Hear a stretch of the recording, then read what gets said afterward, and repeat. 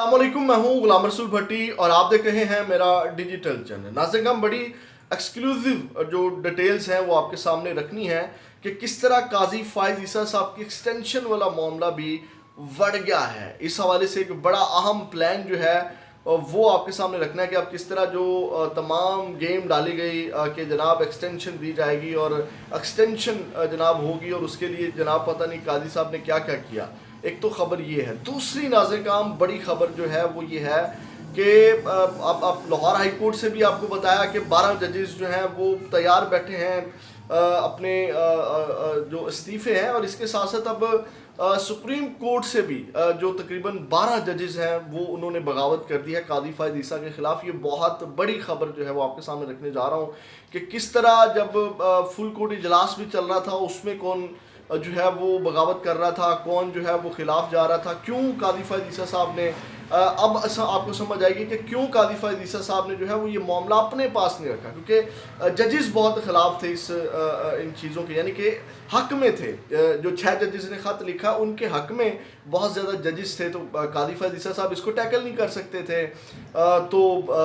इसलिए जो है वो वज़ीर आज़म साहब को सौंप दिया। 2 जजेस ने मिलकर मंसूर अली शाह और काजी फायज ईसा साहब ने मिलकर, आपको पता है कि काजी फायज ईसा और मंसूर अली शाह जो है ये एक ही चीज़ है। तो अब नाज़रीन हम कहानी और खुल गई है। ये 12 जजेस कौन हैं, किस तरह उन्होंने बगावत कर दी है, ये भी आपके सामने डिटेल रखता हूँ कि वो जज कौन था जिसने कहा था कि ये बड़े बहादुर जज हैं, जिसके ऊपर काजी फायज ईसा साहब ने कहा था कि फॉर गॉड से they are not our heroes. तो इसके ऊपर भी बात करेंगे। और दूसरी जानिब अडयाला जेल का जो दरवाज़ा है वो खुलने जा रहा है और उसकी जानिब आज बड़ा कदम जो है उठ चुका है। ये एक्सक्लूसिव डिटेल्स आपके सामने रखता हूँ, लेकिन तफसीलात में जाने से पहले हमेशा की तरह आपसे दरख्वास्त, नए आने वाले जितने भी दोस्त हैं, भाई हैं, बहनें हैं, उनसे यही दरख्वास्त है कि वो चैनल को सब्सक्राइब ज़रूर करें, क्योंकि आपकी जो सब्सक्रिप्शन है वो हमें इनेबल करती है मज़ीद अच्छा काम करने के लिए, और वीडियो को लाइक ज़रूर कर दें। नाज़रीन काम सबसे पहली बड़ी खबर जो इमरान खान की रिहाई के हवाले से, अडयाला जेल का दरवाज़ा खोलने के हवाले से बड़ा कदम उठा है। मैं आपको ये बता दूं कि एक तो ये हफ़्ता बहुत जो शुरू होने जा रहा है ये बहुत अहम हफ़्ता है, बड़ा अहम ये वीक है, और ये अहम वीक तो है किस हवाले से है वो भी आपके सामने रखते हैं। लेकिन ईद के बाद जो है वो बड़ा भूंजाल आने जा रहा है इमरान खान की रिहाई के हवाले से। नाज़रीन काम सबसे पहले तो ईद के बाद जो अब बड़ा अहम एक तहरीक इंसाफ की जानिब से कदम उठने जा रहा है वो आपके सामने रखता हूँ। फिर ये वीक जो है किस तरह बड़ा अहम है उसके ऊपर बात करते हैं। नाज़रीन काम सबसे पहले तो आज बड़ी तादाद में जो है वो पेशावर के अंदर लोग निकले हैं, खैबर पख्तूनख्वा के अंदर लोग निकले हैं, और इमरान खान की रिहाई के हक़ में, यानी कि इमरान खान को रिहा करो, और जो मुराद सईद हैं उनको तहफ़्फ़ुज़ दो। और इस हवाले से ही मुराद सईद की काल के ऊपर लोग निकले, जिसमें सीनियर क़यादत थी, शुएब शीन थे, जो शरफ अल मरवत हैं वो भी नज़र आए, फैसल जावेद नज़र आए। तो सीनियर क्या बैरिस्टर गोहर और सीनियर क़यादत ने आज वहाँ पे रैलियों की जो है वो क़यादत की। तो ये एक बड़ा कदम जो उठने जा रहा है, और अब ये ईद के बाद जो है वो मुल्क गिर एहतजाज होने जा रहा है। अब इसके साथ साथ नाज़रीन काम ख़बर ले लें कि जो इस हवाले से आप ख़बर ले लें कि जनाब ये जो मामला होने जा रहा है काजी फायज ईसा साहब एक्सटेंशन वाला, ये सदीक जान साहब की ख़बर है, और उन्होंने कहा कि जो एक्सटेंशन देने जा रहे हैं इस हवाले से जो है वो काजी साहब जो है वो खुद अटॉर्नी जनरल को कहेंगे कि जनाब मुझे एक्सटेंशन जो है वो नहीं चाहिए। ये सदीक जान ने कहा कि पाकिस्तान तहरीक इंसाफ के पास ऐसा प्लान है ईद के बाद जो है वो किसी भी शक्ल में हो सकता है कि जनाब वो तहरीक इंसाफ जो है वो उस हवाले से उस प्लान के ऊपर अमल करेगी, जिसके बाद जो वो काजी फायज ईसा साहब जो है वो एक्सटेंशन से खुद जो है वो भाग जाएंगे। तो एक्सटेंशन वाला मामला तो जो है वो मोए मोए हो गया। अब आते हैं नाज़रीन काम सबसे पहले एक और ख़बर ले लें कि जनाब वो जो कमीशन बनाया गया, एक रुकनी कमीशन, और बड़ा भोंडा सा मजाक है वो भी। अब उस कमीशन के ऊपर 300 वकला ने जो है मुखालफत की, और उन वकला के अंदर जो बड़ी अहम खबर है वो ये है कि वो जो तसद्दुक़ हुसैन जिलानी साहब हैं उनके बेटे उनकी मुखालफत में आ गए, यानी कि इस कमीशन को अपने वालिद को इस हवाले से ये जो कमीशन यानी कि उनकी वालिद की सरबराही में और वही सब कुछ हैं, वो कमीशन जो बना उनके बेटे ने मुस्तरद कर दिया है। उनके बेटे ने यानी कि कहा कि जनाब इस कमीशन को हम नहीं मानते, इस मामले में जजिस का जो केस चल रहा है वो यानी कि शायद जजिस के साथ खड़े हो गए हैं तसद्दुक़ हुसैन जिलानी के बेटे साकिब जिलानी। तो बाकी क्या मानेंगे, और मैं आपको ये बताऊं कि नाज़रीन काम ये काजी फायज ईसा साहब ने جو ججز ہیں 6 ججز ہیں ان کی زندگیاں مزید خطرے میں ڈال دی ہیں، کیونکہ یہ معاملہ انہوں نے خود ٹیک اپ کرنا چاہیے تھا اور یہ معاملہ انہوں نے وزیر اعظم کے ہاتھ سونپ دیا، اور اس کے بعد یہ نہ جانے کب یہ چیزیں اب عید کے بعد اب